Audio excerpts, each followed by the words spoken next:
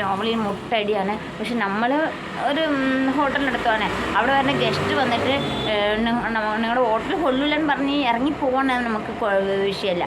പക്ഷെ നമ്മുടെ ഹോട്ടലിൽ വന്നിട്ട് അവർ വച്ചിട്ടും നമ്മുടെ വേസ്റ്റ് എടുത്ത് അവർ നമ്മുടെ ഹോട്ടലിൻ്റെ അതൊക്കെ തട്ടുമെന്ന് വെച്ചാൽ നമ്മൾ സമ്മതിക്കുമോ?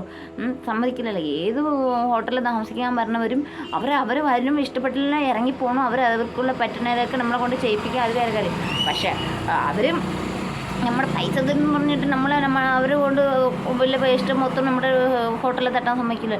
അപ്പോൾ തട്ടിയപ്പം പുള്ളിക്ക് സാനോസിന് എന്നെ മൊത്തം ക്ലീൻ ആക്കണം.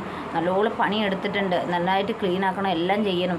ഇത് പിന്നെ വേസ്റ്റ് എല്ലാം കൊണ്ട് പിന്നെയും തട്ടി കഴിഞ്ഞാൽ ഭയങ്കര പാടില്ല. അപ്പം പിന്നെ സാധനത്തിൽ നിൽക്കാൻ പറ്റില്ല.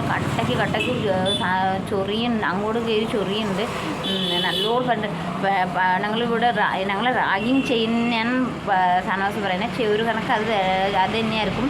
ആരും ഹോട്ടലിൽ വന്നിട്ട് ഇങ്ങനെ ഒന്നും ചെയ്യണില്ല, ഗസ്റ്റായിട്ട് വരുന്നവരൊന്നും ചെയ്യണില്ല.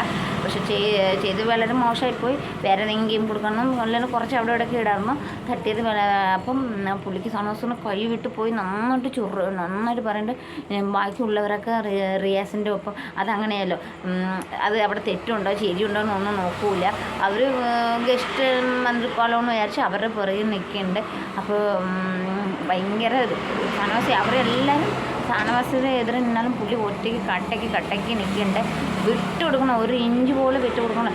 ശരിയാണ്, ഗസ്റ്റ് നമ്മുടെ തലയിൽ കയറി പരിക്കാനുള്ള ഗസ്റ്റ് ആവരുതല്ലോ. ഗെയിമൊക്കെ നല്ലതാണ്, കാര്യങ്ങളാണ്. അപ്പോൾ നമ്മൾ ആരുടെ അടിമയല്ലല്ലോ. അതാണ് ഷാനവാസോട് പറയുന്നത്. നന്നായിട്ട് ഗെയിം പുളിയാട്ടോ.